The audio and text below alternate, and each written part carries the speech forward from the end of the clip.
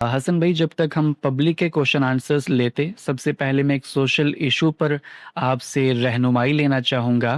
कि अभी रिसेंटली भी और इससे पहले भी काफ़ी बहुत लंबे अरसे से हमारे सब कॉन्टिनेंट के अंदर ख़वातीन के हवाले से एक डिफरेंट पर्सपेक्टिव पाया जाता है कि बहुत से हमारे जो ट्रेडिशनल टाइप के लोग हैं वो ख़वातीन को बुनियादी हुकूक देने से भी इनकार करते हैं, और कभी कभार ऑनर किलिंग कल्चर के बारे में भी आपने सुना होगा, तो उस तरह के इंसिडेंट्स रिपोर्ट होते हैं। लेकिन जो मेरी जैसे यंग जनरेशन है, यंगस्टर्स हैं, वो इस तरह के रिसेंटली कुछ इंसिडेंट इस तरह से हुए थे जिससे हम एक्सपोज हुए। अभी रिसेंटली पाकिस्तान में एक मशहूर अदाकारा हैं उमेरा असगर के नाम से, उनकी डेथ हुई, और उससे पहले भी एक मासूम बच्ची सना यूसुफ के नाम से, उसको सिर्फ इस बुनियाद पर कत्ल कर दिया गया कि उसने एक लड़के की शादी के इनविटेशन को रिजेक्ट किया था। तो इस तरह के इंसिडेंट्स होते रहते हैं। ये इंसिडेंट तो एक मसला है, लेकिन उससे बड़ा मसला एक और है जिसकी तरफ मैं आपसे रहनुमाई लेना चाहूँगा कि इसके ऊपर, इस तरह के इंसिडेंट्स पर जब पब्लिक का रिएक्शन आता है तो हम देखते हैं कि बहुत से लोग कमेंट्स के अंदर और बहुत से वीडियोस के अंदर भी आकर इस बुनियाद पर इस तरह के इंसिडेंट्स को, इस तरह के कत्ल को जस्टिफाई करते हैं कि ये ख़वातीन तो सोशल मीडिया पर आकर वीडियोस बनाया करती थी,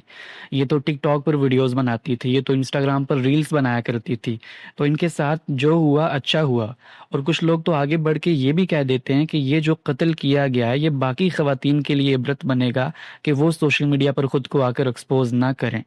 तो इसके हवाले से मैं पूरा का पूरा इस्लाम के हवाले से जानना चाहूँगा कि इस्लाम इसमें हमारी रहनुमाई क्या करता है, और इस्लाम के हवाले से भी बहुत से लोग इस्लाम को बुनियाद बनाकर, खुसूसन तालिबान को हम देख लें तो वहाँ पर ख़वातीन की एजुकेशन पर, बाकी मामलात के अंदर भी उन पर रिस्ट्रिक्शंस लगाई गई हैं। तो क्या ये सारी की सारी रिस्ट्रिक्शंस या फिर जो पब्लिक का रिस्पॉन्स आता है इस तरह के इंसिडेंट्स पर, तो इसके हवाले से इस्लाम हमें क्या हिदायत करता है? जी, बहुत शुक्रिया जनाब।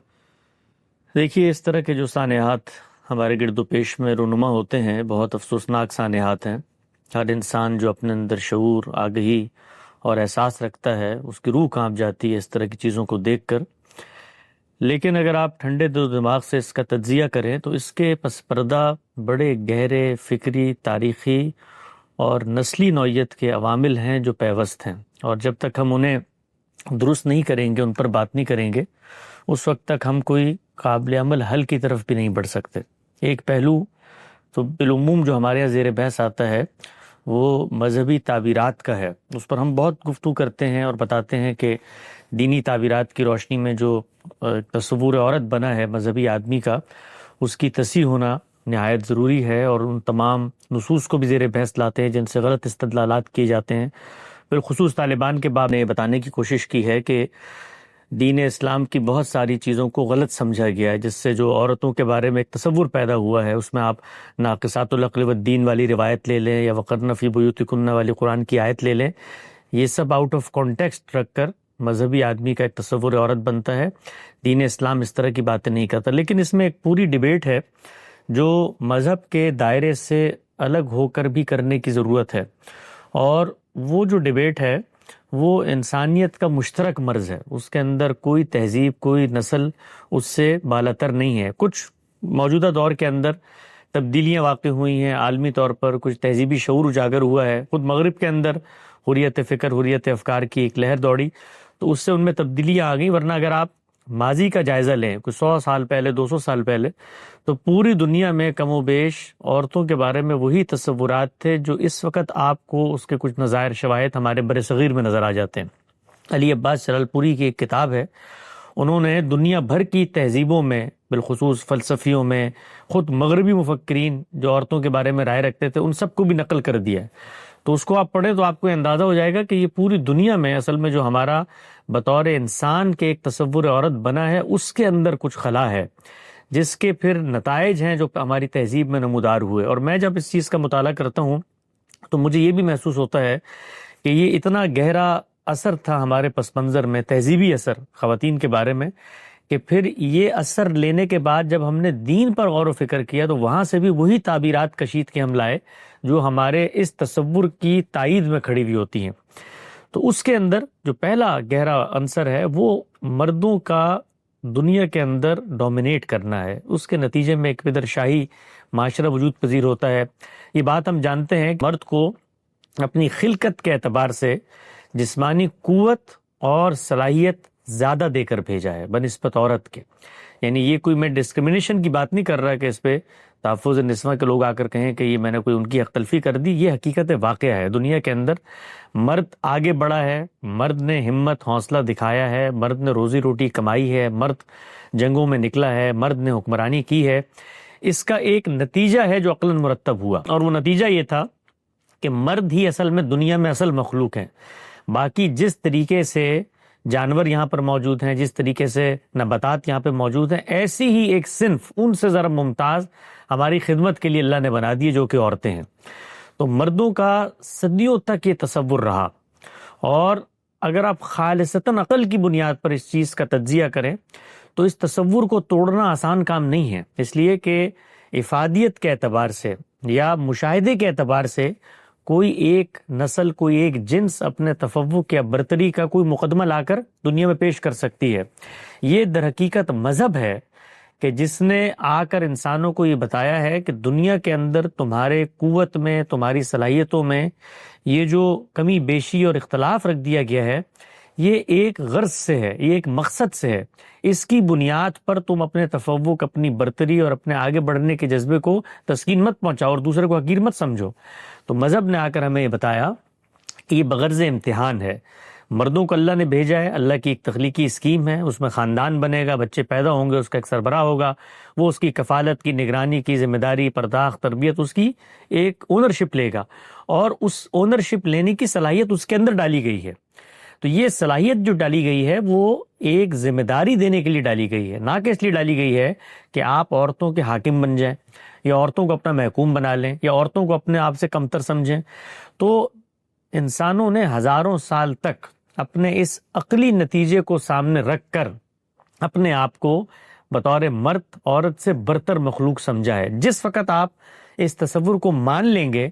تو نتیجے کے اعتبار سے وہ ساری چیزیں پیدا ہونی شروع ہو جائیں گی جو ہمارے معاشروں میں پیدا ہوئی ہیں۔ مثال کے طور پر اب آپ ہیں اصل میں آنر کی علامت، آپ ہیں معاشرے کی عزت، آپ ہیں وقت کے حکمران۔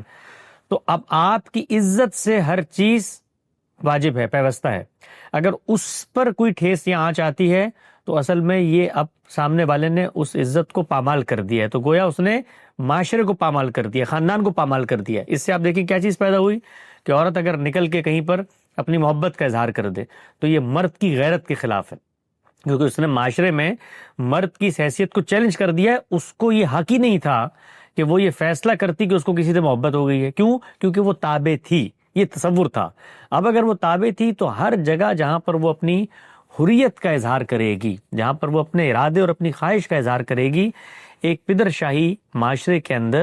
وہ بغاوت کہلائے گی، وہ غیرت کے خلاف اقدام کہلائے گا، جس پر پھر ریوالٹ ہوگا۔ چنانچہ مردوں نے ریوالٹ کیا، اس سطح پر ریوالٹ کیا کہ دنیا کی تاریخ میں آپ یہ دیکھیے کہ بہت لمبے عرصے تک اس چیز کو بھی تسلیم نہیں کیا گیا کہ یہ عقل کی سطح پر ہمارے مساوی ہو سکتی ہیں، فیصلے کی سطح پہ ہماری مساوی ہو سکتی ہیں، یہاں تک کہ حقوق کی سطح پہ ہماری مساوی ہو سکتی ہیں۔ یہ مغربی معاشرہ جس کے آج ہم اور آپ گن گاتے ہیں کہ یہاں پر اتنی تہذیبی ارتقا ہو گیا، اتنی تبدیلیاں آ گئی ہیں، آپ صرف آج سے 50-70 سال پہلے یہاں پر جو یہاں کے حکماء، دانشور، فلاسفہ کا تصور عورت تھا اس کا مطالعہ کریں تو آپ کو اندازہ ہو جائے گا کہ بڑی مشکلوں سے ان کو انسان کا درجہ دیا گیا، اور کتنا ہی عرصہ گزر گیا کہ یہ قومیں جب جمہوریت نواز ہو بھی گئیں تب بھی عورتوں کے پاس ووٹ کا حق نہیں تھا۔ یعنی وہ سمجھتے تھے کہ عورت یہ فیصلہ کرنے کی پوزیشن میں نہیں ہے۔ تو یہ انسانیت کا مشترک مرض ہے، اور اس مرض کو کچھ چیزیں جلا بخشتی ہیں۔ اگر شعور، تعلیم، آگہی کی کمی ہو تو یہ مرض جو ہے یہ پھر نسلوں میں پیوستہ ہو کے اس کے ظہور آپ کو معاشرے میں نظر آتے ہیں۔ اسی طریقے سے قانون کی حکمرانی اگر نہ ہو تو ایسے معاشروں میں لوگ پھر اپنی غیرت کا بے لاگ اظہار کرتے ہیں، تو اس سے وہ جرائم وجود میں آتے ہیں جن کا آپ نے ذکر کیا۔ تو میں اس پہ مختصر تبصرہ یہ کروں گا کہ اگر ہم نے اپنے معاشرے کے اندر عورت کو صحیح مقام، صحیح اس کا تصور راسخ کرنا ہے تو اس کے لیے ہمیں اپنے معاشرے کو ایجوکیٹ کرنا پڑے گا۔ یہ ایجوکیشن دونوں پہلوؤں سے ہے، یہ دنیاوی پہلوؤں سے بھی ہے کہ اس چیز کو آپ سمجھیں کہ مرد اور عورت دونوں اپنے اپنے رول میں اس سوسائٹی کو آگے بڑھانے کا ناگزیر حصہ ہیں۔ یہ نہیں ہو سکتا کہ مرد اپنی محض قدرت اور طاقت کے ذریعے دنیا کو رول کر لے، اس کو ایک عورت چاہیے ہے، اس نے اپنی نسل پیدا کرنی ہے، انسانیت کی بقا اس پر مشتمل ہے۔ وہ عورت گھر پہ رکتی ہے، بچوں کی تربیت کرتی ہے، احساسات کا پیکر بن کے اپنے آپ کو ان سے وابستہ کر لیتی ہے، اسی سے دنیا آگے چلتی ہے۔ تو یہ دونوں کے جو رول میں تبدیلیاں کی گئی ہیں،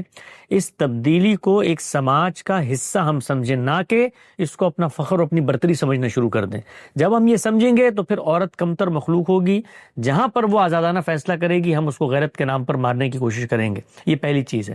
دوسری چیز یہ ہے کہ دین جو ہے، اللہ تعالیٰ نے ہمیں دنیا میں بھیجنے کے بعد ہمارا ہاتھ چھوڑ نہیں دیا،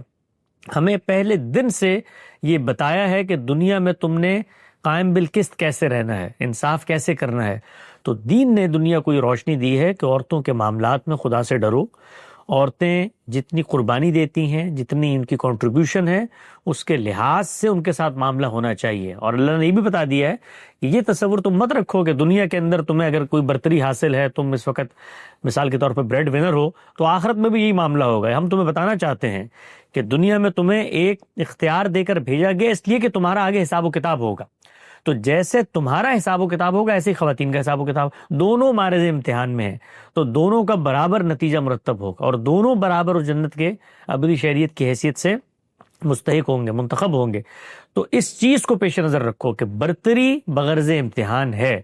تو اگر ہم اپنے معاشرے میں دین کی ہدایات کی صحیح روشنی روشناس کرائیں گے اور لوگوں میں یہ جو فرسودہ نظام اور فرسودہ نظریات پہلے سے رائج ہیں ان کی تصحیح کریں گے، ایجوکیٹ کریں گے، اور پھر آگے بڑھ کے برابر سطح پہ قانون سازی بھی ہونی چاہیے۔ اور قانون کا جو روب ہوتا ہے، قانون کا جو خوف ہوتا ہے، وہ انسانوں کو آمادہ کرتا ہے خود تصحیح فکر کے لیے، غور و فکر کے لیے۔ تو یہ بھی ہونا چاہیے ہمارے، چونکہ برصغیر کی سوسائٹیز میں خود عدم استحکام ہے، سیاسی سطح پہ، معاشی سطح پہ، معاشرتی سطح پہ، تو اس سے قانون روبہ عمل نہیں ہوتا۔ ورنہ آپ دیکھیے کہ اس طرح کے کوئی 5-10 مجرمین کو عبرتناک آپ سزائیں دیں تو معاشرے پہ اس کا ایک اثر پیدا ہوتا۔ تو ہمارے یہاں وہ قانون ہی نہیں ہوتا، مقدمات ہی نہیں چلتے، اور جو مقدمات کرنے والے ہوتے ہیں، خود ریاست ہوتی ہے اس طرح کے معاملوں میں، وہ نقاب پوشی کر لیتی ہے۔ تو ہر سطح پر معاشرے میں جب کوئی برائی اس درجے کی پیدا ہو جائے تو جتنے سیگمنٹس ہوتے ہیں سوسائٹی کے، ان کو اپنا رول پلے کرنا ہوتا ہے۔ علماء کا بہت اہم رول ہے اس میں۔ یعنی علماء کا جو پرابلم پیدا ہوا وہ یہ کہ خود اس تہذیبی معاشرت میں پیدا ہونے کے بعد انہوں نے جو دینی نصوص کو نتھی کر دیا ان غیرت کی چیزوں سے، اس سے اب سوسائٹی اگر کوئی کام کرنا بھی چاہتی ہے تو وہ آگے سے علماء کھڑے ہو جاتے ہیں کہ تم بھی دین کے خلاف کام کر رہے ہو۔ تو اس سے اور مسائل پیدا ہوتے ہیں۔ تو علماء کی ذمہ داری ہے کہ وہ آگے بڑھیں، اس پہ غور و فکر کریں۔ مذہبی نصوص کی تو ری انٹرپریٹیشن ہوگی قیامت تک، اس کے لیے وہ آمادہ رہیں کہ ان کی فکر کو، اس کی تصحیح بھی ہوگی، لوگ اس کو انٹرپریٹ بھی کریں گے، اس پر تنقید بھی کریں گے۔ لیکن اس پر بھی غور کریں کہ بسا اوقات ہمارے کلچرل بائسز، ہماری مذہبی تعبیرات پر اثر انداز ہونا شروع ہو جاتے ہیں۔ آپ یہ دیکھیے کہ دلی کی اشرافیہ میں آنکھ کھولنے والے جو علماء ہیں ان کا تصور عورت دیکھیں، اور پنجاب کے معاشروں میں جہاں پر دیہات میں عورت مرد برابر کام کر رہے ہوتے ہیں، ان کا تصور عورت اور تصور پردہ دیکھیں، آپ کو زمین آسمان کا فرق نظر آئے گا۔ یہی معاملہ آپ مدینے کے اندر دیکھ لیں۔ یعنی خود رسالت مآب صلی اللہ علیہ وسلم جس معاشرے میں تشریف لائے ہیں وہ ایک زرعی معاشرہ ہے، ایک قبائلی معاشرہ ہے، تو وہاں پر عورت مرد کی یہ تفریق ہے ہی نہیں جو شہری تمدن نے یا اشرافیہ نے پیدا کر دی ہے کہ آپ کے خلوت خانے ہیں اور اس کے بعد ان کے الگ جگہ بنی ہوئی ہیں اور وہ عورتیں آ نہیں سکتی، پالکی میں بیٹھیں گی، وہاں پتھر رکھ دیں گے، وزن محسوس نہ ہو، پھر ان کی خوبصورتی سے مقامی لوگوں کو دور رکھنا، یہ سارے معاملات وہاں نہیں تھے جو یہ برصغیر کی تہذیب میں آ کر پیدا ہوئے۔ تو وہاں مدینے میں آپ دیکھیے بے تکلف عورتیں جو ہیں وہ سفر بھی کرتی ہیں، وہ اونٹوں پہ بھی بیٹھی ہوئی ہیں، وہ فصلیں بھی کاٹ رہی ہیں، وہ سارے کام کر رہی ہیں، معاشرے میں شانہ بشانہ کھڑی ہوئی ہیں۔ لیکن جیسے ہی برصغیر کی طرف معاملہ آتا ہے تو چونکہ تہذیب کے اندر وہ مسائل ہیں، اور برصغیر کی تہذیب میں ایک اور بڑا مسئلہ ہے کہ یہ الہامی روایت سے بڑے لمبے عرصے سے دور ہے، تو ان کے ہاں جو عورتوں کے بارے میں تصور بالخصوص ہندو میتھولوجی میں بنا ہے، مسلمانوں نے بھی اس کے اثرات لیے ہیں اور اس کی روشنی میں پھر مذہبی تعبیرات کو ایڈجسٹ کرنے کی کوشش کی ہے۔ تو ایک لمبا کام ہے، ہمیں جہتی کے ساتھ ہمیں یہ کرنے کی کوشش کرنی چاہیے، یہ ایک دن میں ٹھیک نہیں ہو سکتا۔